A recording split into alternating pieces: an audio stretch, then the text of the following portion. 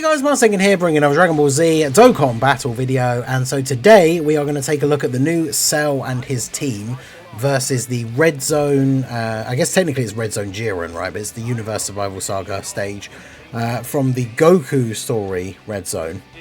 I'm not sure which one is considered the harder out of the two, the Goku story or the Vegeta story one. Obviously the Jiren at the end of the Goku story one does crit. We have the stage before that locks, which is kind of annoying. He also disables dodge, but then so do both the Jiren. Like, both of the Universe Survival Saga events have a rotation locking stage that goes into a dodge disabling stage. So it kind of just is what it is, right, for either of these stages. So I've got the dupe put into my Cell. Those of you know, if you watched the summons already, I basically got like 6 coins away from pity by the time I pulled Cell. So got those last couple of coins and then got the extra copy from the pity, so he's 69% now. So we can see here, start of turn he's at 422k defense turn 1. We've got the Int Tournament of Power androids. I remembered to actually awaken them this time, so make sure you check out the physical 18 video if you haven't seen that already. But they're going to be providing a lot of support. If we get 7 or more orbs, they're able to give another 1 key, 17% attack and 18% defense, which will be pretty good here. So Cell doesn't really require any orbs. Obviously Buhan, the more orbs we get the better, but if we go ahead and grab those, that means we can get all these. Of course that other one dropped to the side, that other Int one, typical. So we can get 6 orbs for them. Well, I guess it is what it is. They'll have to make do with the level of support that they've got already. So yeah, we'll see how we get on. Bergamo doesn't hit super hard. His super does like 1.1 million. So 14 mil to start. My Cell is now level 10 links as well, so that makes a huge difference, because remember when we did the 55% showcase, like, it means at full health, even if you're linked up with someone who has big bad bosses, you don't have big bad bosses active. So straight away this Cell is going to look a lot better now that his links are actually leveled. So we got the triple super here, he's up to 16.8. So in total we've done about, what, 48 million worth of attacks here. And then we get the hidden potential as well. So still, we're talking like 65 million attack stat worth of attacks in one shot here from Cell. A couple of crits in there as well, pretty nice. So his defense after all of those supers is going to be pretty high. And bear in mind, for the first few turns as part of his intro buff, he does have the damage reduction. So he should be looking pretty decent. Buhan getting some attacks off here. Obviously not the craziest turn for him, but I mean, we've got big bad bosses. We've got a decent number of orbs. And then the TOP androids, obviously rainbow for me now. Post attacking with the full key, they do get some damage reduction. So hopefully they're, yeah, they can tank the normals at least. So I guess we want to keep these two together here. So let's float off Kid Buu. So the friend Cell, who is rainbow, 474k start of turn. So let's grab those. Then we get all these orbs here for Tech Cell. It's pretty good. And then we can just grab those for Kid Buu. The good thing about this combo is that if Cell takes a decent bit of damage in slot 1 but doesn't die, Tech Cell heals when he super attacks. So, hey, the friend dodging the super, okay.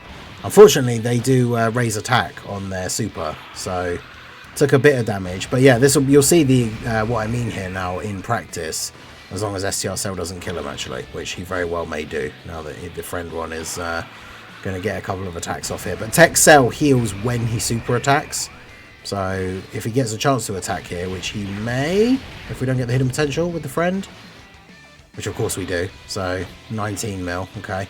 Obviously remember, Cell builds up his passive with each attack in terms of his defense as well, so getting all the attacks off in the turn is good. Both the Cells did 4 attacks in their first turn. So that is good. And then obviously we've got a physical enemy now. So even though we don't have guard from like his revival passive, we've got type advantage. So my one, 79%. We've got the little bit of support here from the physical 18. Got a couple of links active with Buhan as well. So we're at 961k defense. We've attacked 4 times. So 1 more attack gives him his full buff. So if we go ahead and do that, we can get... How many orbs can we get for Buhan? Let's see. 8 at most. Okay, so let's do that. And then we'll just grab those for 18 at the end here. So yeah, we should tank. Kale's normals only do like 500k. Her super's like 1.4 million, so it's not too bad. And then yeah, 15.2. I mean, Cell looking okay at the moment. It's just questionable when it comes to the harder hitting stages, but I guess that's why we don't really want to get the revival here straight away. Of course, the problem is with this guy being the unit that like he wants to die to get the revive to then get the buff, is that his team, like if you put him in slot 1 and he dies to a slot 1 super, you get the revive, you go into the next turn, but obviously then at that point you've done no damage to the boss, right? So you haven't like gained anything other than obviously the fact that you haven't died. But in certain situations you would be better off, if possible, based on the team build and the rotation, to put a unit in slot 1 that can just tank the super and then not have the revival go off at all, so that you're actually doing damage to the boss. But it all depends on the situation. 18 not getting to attack, but that's fine. I mean, 18's one of those units, she doesn't have any build up or anything, she is literally just there on the team to provide the support. So her not getting to attack is perfectly fine. So let's see, can we set up 7 orbs for the int androids here? There's a lot of physical orbs, so if we do this, they should all connect here at the bottom. Okay, well, almost. But of course, they'll always target the most key, and of course, as always, 1 key shot. Them having a 7 orb restriction is crazy. I mean, it's good that they get a, like, they do give a decent bit of extra support, but why 7 orbs? Like, that's a lot, especially for a unit that ideally wants to be floating in slot 3. Minato had a really good idea on the podcast the other day that I'd love to see them implement as a thing for like support characters that need orbs for certain parts of their passive. It'd be a new type of thing because no other character has a thing worded like this, but it would basically make it so that the unit in slot 3 does an extra like orb change when you pick up the orbs with the other 2 characters. So I don't know how you would word it. It would have to be like when 2 other characters collect key spheres within the turn or something, so then it means it only happens when they're in slot 3 once you've picked up orbs for the first 2 characters, but then it makes them do like another random rainbow orb change or something, right? That would be really useful for a lot of these kind of characters like Path to Power Kid Goku. It's a lot easier to get his thing now, but yeah, so we've got the revival, so that means that this cell now on rotation, which is my one, has the 30% temporary damage reduction against a super attack, but that is the only part of the buff that he gets, right? So he doesn't have guard, he doesn't have the extra basic damage reduction, but if he gets hit by a super, he does have a little bit of extra damage reduction. So we go ahead and use his active skill. That gives him a permanent buff percentage wise, so he's at 13 million roughly, oh sorry, 1.3 million. Could you imagine if it was at 13 million defense? 1.3 million. Kefla hits for 2.2, basically 2.3. So let's see, 2.3. What is his? Does he still have his intro buff? It's for. Oh no, his basic effect, he has 20% damage reduction anyway. So he does have 50% damage reduction against a super attack. So actually, so if she does 2.3 minus 50%, that's 1.15. So yeah, he would actually tank a super attack now from Kefla in slot 1 for double-digit damage. So we'll go ahead and do this. Grab the orbs for Buhan. Get those for you. Yeah, forget the fact that he has base damage reduction 20%. And then the 30, and then it's 15% the one that revives gets. So the one that revives has guard, and against the super attack, 65% damage reduction. So that's when he'll start to look really good, right, at tanking some of these big hits. Because yeah, at least against this Kefla, like Cell will tank all of her attacks, even if it's a super, especially now post super attack, because of course he is raising his defense with each super. He supers quite a few times, so that's pretty good. Builds up his defense quite a bit here. Both Buhan and Kid Buu should be okay. I think Kid Buu hasn't been on rotation enough to be hit 6 times, so he still has his damage reduction. And of course, we've got some of these extra Buu links active alongside, of course, Big Bad Bosses. So STR Cell should be okay. STR Kid Buu should be okay in slot 3, especially post super. Buhan, obviously post super, has very good defense and has type advantage here as well. so he should be perfectly fine. And then, yeah, Kid Boo's not really had a chance to do much in this run, so he's not got a ton of build-up or anything. But yeah, post-super, he should be okay. Not sure how much damage he would take from a super, but obviously we've used our revive already. But Cell has to be the one that revives regardless, right? It has to be him that gets killed. So, alright, but now we can see the other Cell. So, he comes into play, his domain activates straight away, so we've got another 5 turns of the domain, and now he's the one that revived, right? So we've got Tech Cell, we've got the support from Physical 18, we've got his active skill now as well that we can use, which we've already seen, so let's turn those off quickly and just pop that. So then that puts him at, with all of this support on the rotation and the domain, so he's at 1.58, this is the friend one. So the friend one has basically 1.6 million defense in slot 1. Against the super attack, he has 65% damage reduction. So that is a lot more, that's a lot more like it, right? That's kind of what we want to see. Because Kefla, 2.3 million, if we take off 65%, that means she's only doing like 800k. And then, of course, the next boss is the Jiren. Now, we'll talk about that when we get to him, I guess. But he's doing like basically a 4 million damage super.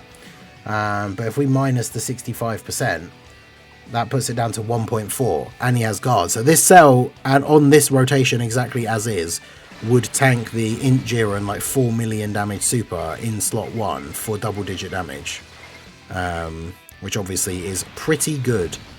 So let's go ahead and do that, and then we'll just grab those for you, I guess. But yeah, let's see what sort of numbers we get now here. This is the Rainbow Friend post-revive with the active skill. There's Kefla supering in slot 1. This will do double-digit damage. Yep, there we go.